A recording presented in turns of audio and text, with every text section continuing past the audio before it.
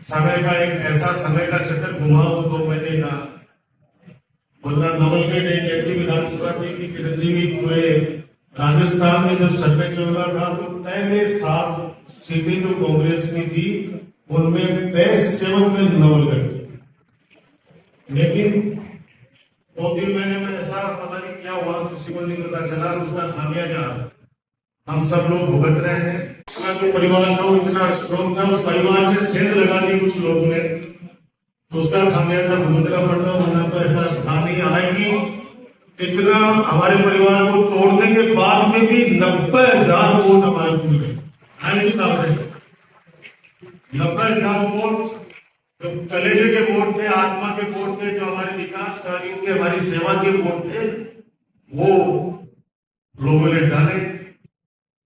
मैं अभी जो चिरंजीवी राव साहब ने जो बातें कही, झूठ हर चीज में वो बोल सकते, लेकिन एक हमारी शेखावाटी के लिए, विशेष तौर से झुंझुनू के लिए जो आत्मसम्मान के साथ में जुड़ा हुआ मामला है, वो सेना का, देश की सुरक्षा का। आप सोचिए कि लोकतंत्र का सबसे बड़ा स्तंभ जो है, सबसे बड़ी पंचायत है, वो है लोकसभा। पधारो।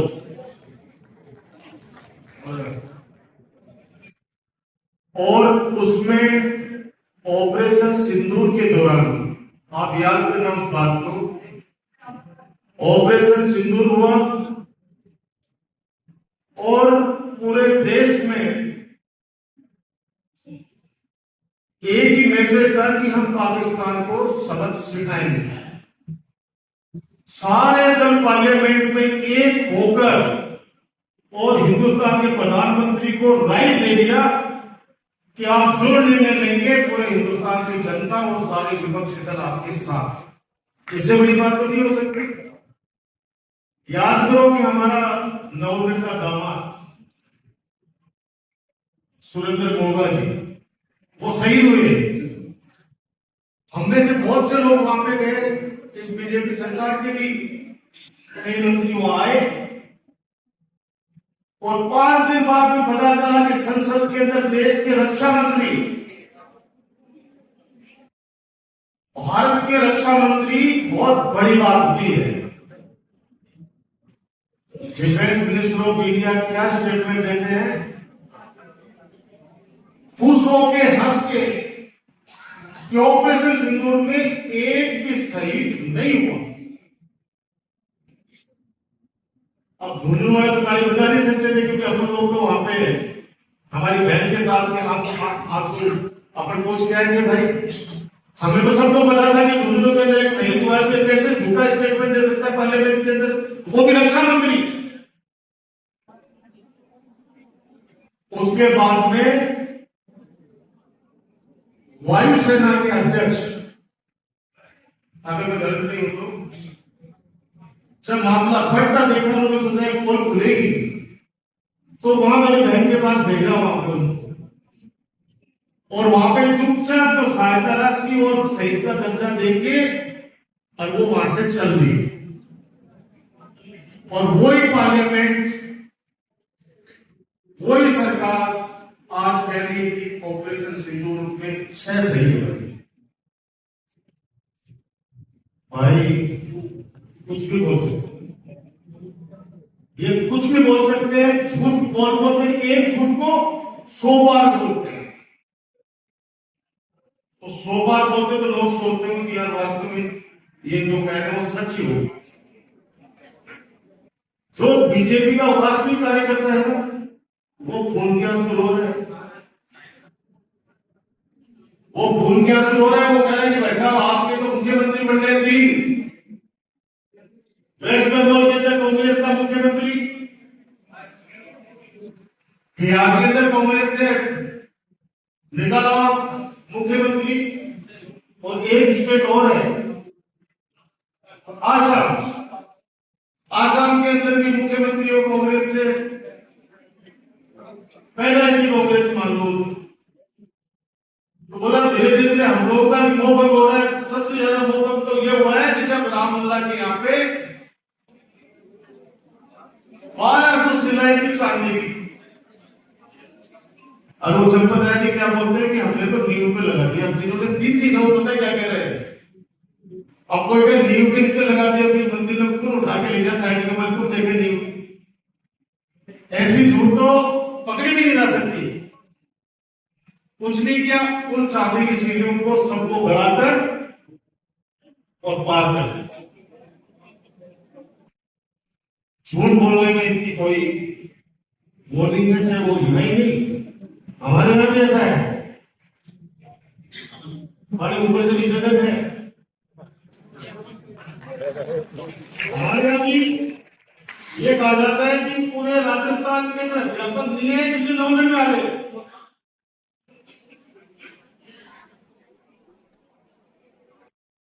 कोई भी बात बोलो, कहता है कि सीवरेज की योजना राजकुमार नहीं लाता तो ये दिक्कत ही नहीं होती है। तो 5 साल सीवरेज की योजना अपने राज्य में चली है, तब तो दिक्कत नहीं है भाई। अब क्यों हो गई? उसमें कमीशन नहीं लिया जाता था किसी से, लड़ने की आवश्यकता नहीं है। छाती ठोक के बोलो, कोई एक आदमी और लाके कह दे झूठा ही बोलते आके। और इनके सबूत ये हैं, ये चेयरमैन जी बैठे हैं अभी।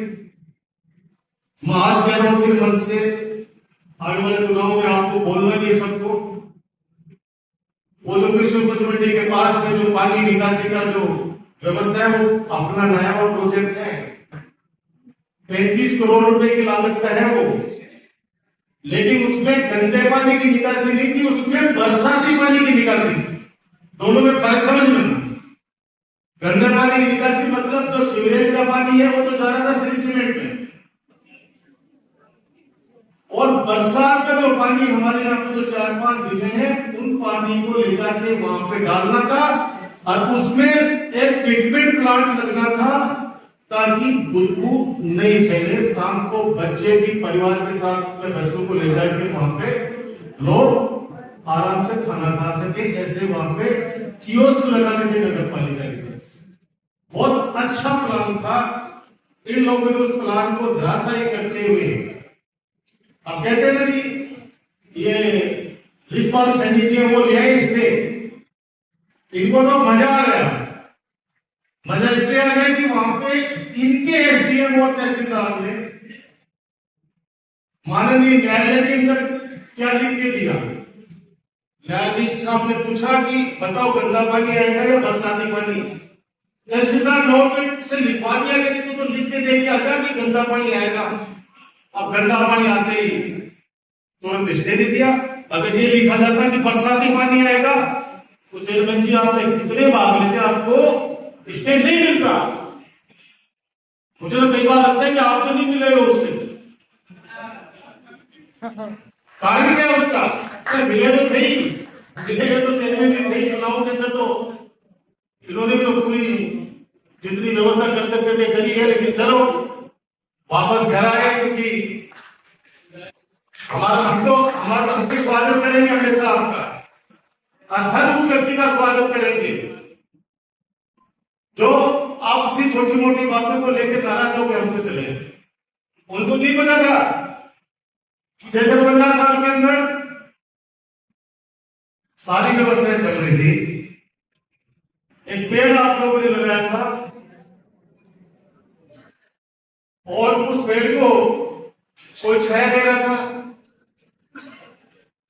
कोई फल भी खा रहा था, कोई हवा भी ले रहा था, कोई मारे टूरा बाबा जैसा काट डाल के ऊपर सोने के नीचे। अब उस पेड़ में काट दिया। देखो मेरे से मिलने के लिए आपको वो लोग हैं जो इस पेड़ को लगाया था। कोई भी व्यक्ति ऐसा नहीं था जिसने जो मेरे से मिलने से डरता था, अधिकार पूर्वक मिलता था। एक पटवारी उसको बाड़मेर, एक एलडीसी उसको करौली, आप अंदाज लगाओ, प्रिंसिपल्स को तो पूछो मत, टीचर्स को तो पूछो मत।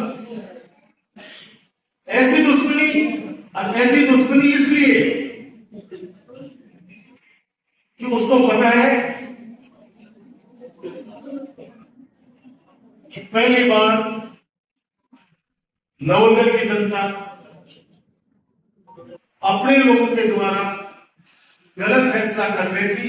अब दोबारा से ये मौका नहीं मिलेगा, तो जितना तांडव मचा सकते हो मचा लो। 17 साल एक आंदोलन चला चिरंजीवी राव जी हमारे यहाँ पे सीमेंट फैक्ट्री के खिलाफ। बहुत सारे किसान यहाँ पे बैठे थे, यहाँ पे आए हमारे। एक भी, आपको फिर कह रहा हूं, 151 का भी मुकदमा अगर किसी किसान पे लगा हो उन 17 सालों में, तो आप जो कहोगे वो करने के लिए तैयार हो। आपको पता है कि उस धरने के अंदर मुझे मां बहन की गालियां दी गई थी, आपको पता है सब। फिर भी मैं उस धरने में गया क्योंकि मेरे अपने थे और 26 लाख रुपए बीघा उनकी जमीन का मुआवजा फाइनल कराया। आज ये 3 साल होने को है, पता कर लेना, वो 26 लाख रुपए ही है, 26 लाख से 1 रुपया आगे नहीं।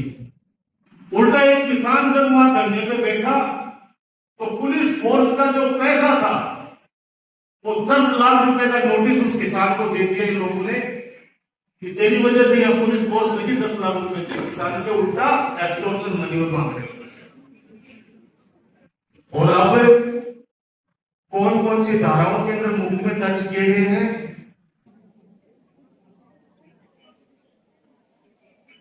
एक व्यक्ति एक्सीडेंट में खत्म हो जाता है सीमेंट के किसी ट्रैक्टर के द्वारा, और आम जनता उस गरीब आदमी को न्याय दिलाने के लिए उसकी पत्नी को लेकर वहां बैठ जाते हैं।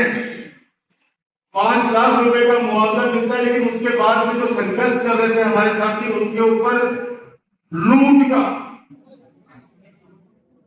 धमकाने का, फिरौती मांगने का, कितने मुकदमे उन पर दर्ज किए।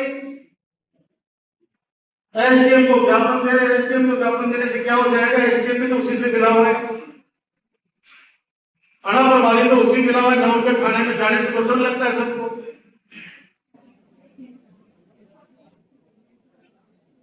मैं आपके इस मंच पे कहना चाह रहा हूं कि प्रशासन सुन ले। परशुराम राणा स्टेडियम को तुमने श्रीखंडी की तरह आड़ ले ली थी माननीय उच्चतम न्यायालय। परशुराम राणा श्री राजीव गांधी खेल स्टेडियम को तोड़ने के लिए आप लोगों ने आड़ ली, इसकी माननीय न्यायालय की। इसलिए हम अभी भी हिंदुस्तान की जनता न्यायालय पर थोड़ा सा भरोसा करती है। हालांकि जिस प्रकार का निर्णय आ रहे हैं, आने वाले समय में, जहां तक मेरा सोचना है कि न्यायपालिका पर सिर्फ विश्वास उठ जाएगा कि न्याय भी बिगड़ने लग गए। परशुराम स्टेडियम में तो शिखंडी के रूप में लोगों ने माननीय न्यायालय का बहाना ले लिया। 10 तारीख तक प्रशासन उन मुकदमों को वापस ले जो निर्दोष लोगों के ऊपर किए गए, वरना 11 तारीख को कोटला थाने का घेराव करेंगे, वो भी अनिश्चित तारीख। क्योंकि ये भाषा प्यार की नहीं समझते, कानून की भाषा नहीं समझेंगे लोग। उन्होंने बेचारों ने ज्ञापन दे दिए, मेरे पास है भाई साहब ज्ञापन दे दिए, कोई सुनने के लिए तैयार नहीं। मैंने आईजी के पास भेज दिया, सबके पास भेज दिया। अरे भाई इनमें ये मुकदमे 50 लाख की बोले हमसे फिरौती मांग रहे हैं। आज इतने सालों से सीमेंट प्लांट वालों की हिम्मत नहीं कि आज तक इन्होंने कोई मुकदमा दर्ज करा दिया, वो अभी क्यों कराए भाई? कारण है उसका, बहुत बड़ा कारण है। और कारण एक ही है, जब नेता बिक जाता है तो जनता की दुर्दशा होती है, याद रखना। वो चाहे अधिकारी के हाथों बिके, चाहे किसी धन्ना सेठ के हाथों बिके, फिर वो जनता के लिए आवाज नहीं उठाएगा। वो फिर जनता को दबाने का प्रयास करेगा, और वो दबाया कि मुकदमा कर दो, इन लोगों ने दोबारा हमारे यहाँ पे फैक्ट्री के ऊपर तुम्हारी कोई नहीं आएगा, तुम तो ये मुकदमा लगा दो, किसी में एट्रोसिटीज लगा दो,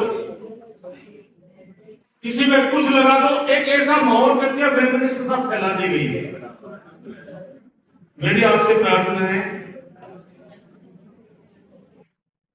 कि खुल के बोलो, मत डरो, कोई नहीं खाएगा।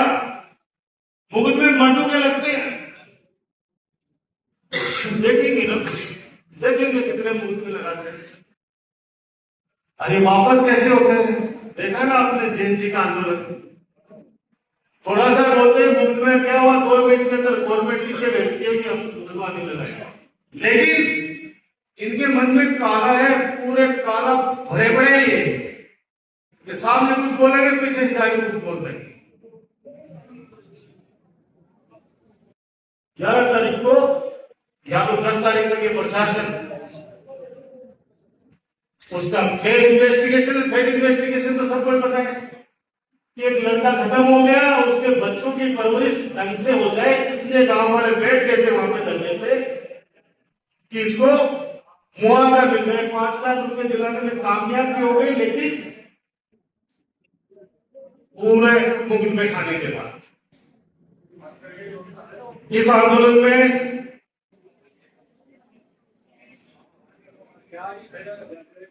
जब दिल्ली में आंदोलन चला, जैसे इन्होंने पूरी बातें बताई, बिहार में तो AK-47 से फायर किया बच्चों पे।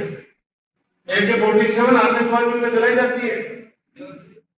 बहुत सारे फौजी भाई बैठे मेरे यहाँ पे, AK-47 से फायर किया गया, 3 बच्चे घायल हुए बिहार में, और आज उसका परिणाम देख लो।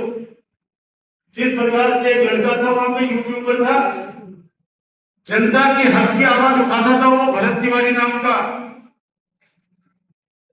और उसने खूब ज्ञापन दिए, खूब यूट्यूब दिया, SDM साहब के पास जाता के ज्ञापन दिए, नहीं सुनी उसकी। लास्ट में वो भगत सिंह का रूप, चंद्रशेखर आजाद का रूप उसने ले लिया।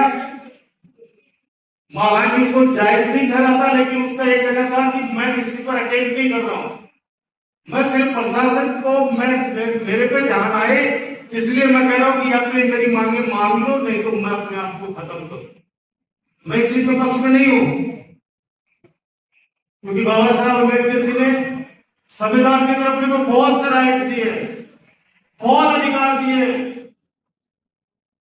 जिन अधिकारों का ये हनन कर रहे हैं ना, थोड़ा सा वक्त रुक जाओ, ये जनता ही जवाब देगी। आम जनता इतनी आक्रोश भरी है, उसका उदाहरण देख लो कि भरत तिवारी ने सरेंडर कर दिया, गन फैक्ट्री सरेंडर कर दिया कि ठीक है आपने मेरी मांगे मान ली तो मैं गिरफ्तार हो जाता हूं। 3 गोली सरेंडर करने के बाद 3 गोली उसके पांव पे मारी गई। उसके बाद के अंदर गांव वालों की भीड़ इकट्ठी हुई, गांव वालों को बोला कि मैं वापस आऊंगा, चिंता मत करो, मेरे पैर में गोली लगी है।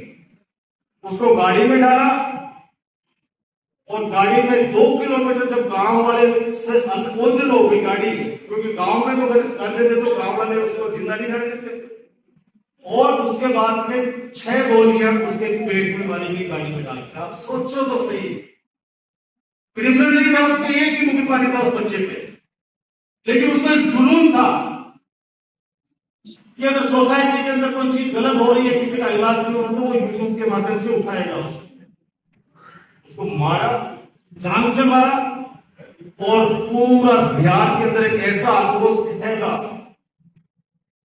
कि बीजेपी का राष्ट्रीय अध्यक्ष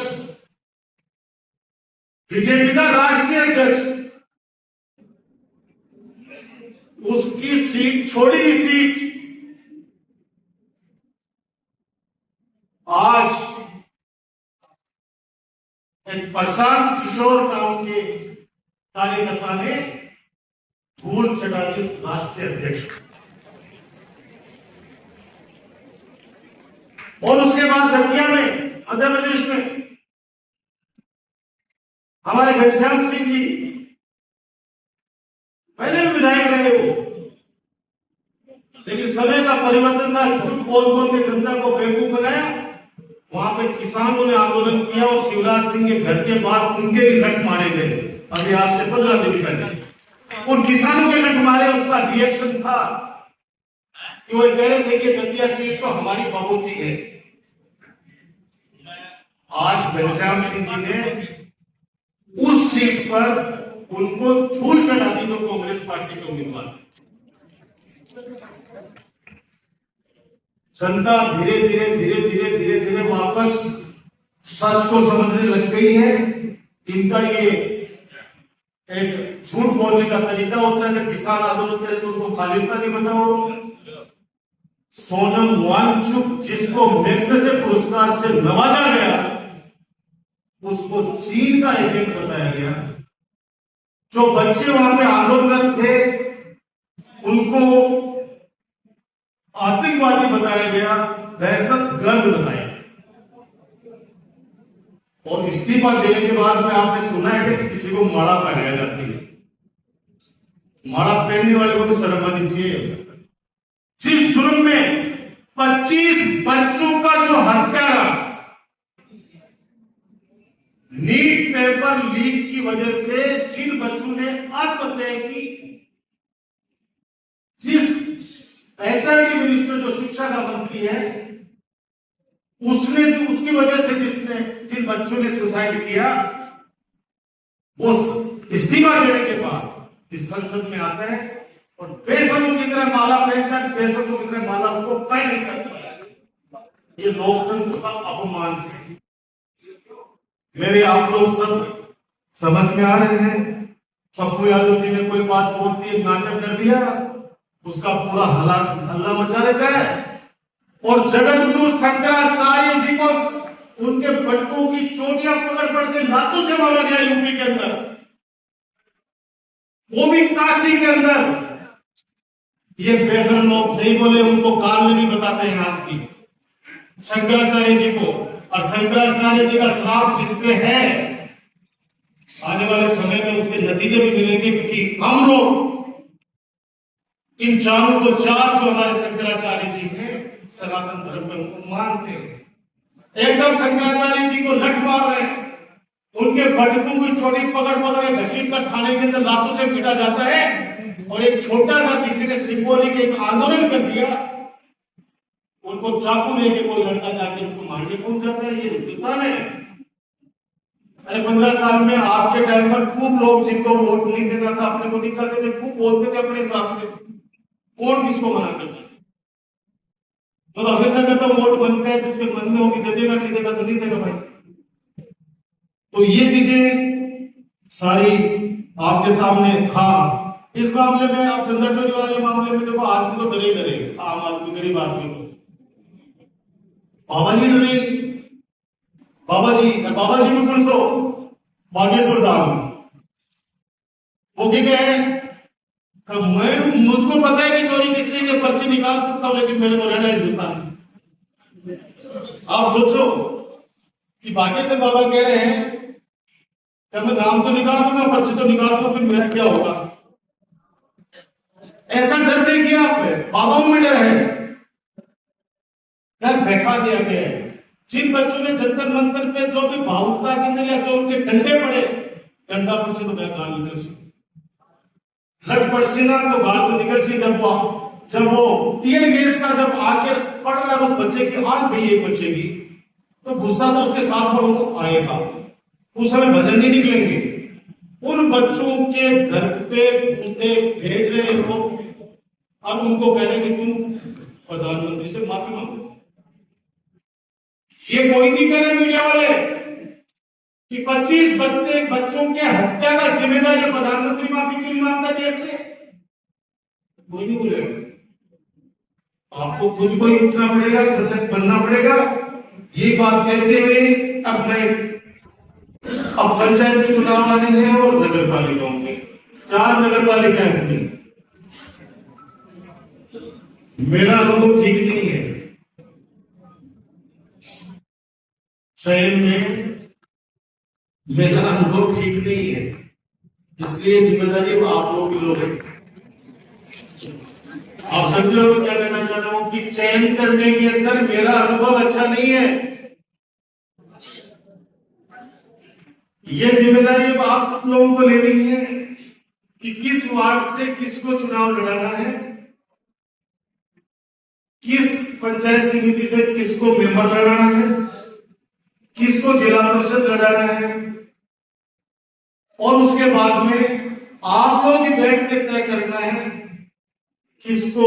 जब जनता आशीर्वाद दे देती है फिर आप लोग को तय करना है कि भैया किसको चेयरमैन बनाना है, किसको प्रधान, क्योंकि मैं तो मेरा तो चेयरमैन का दर्जा है।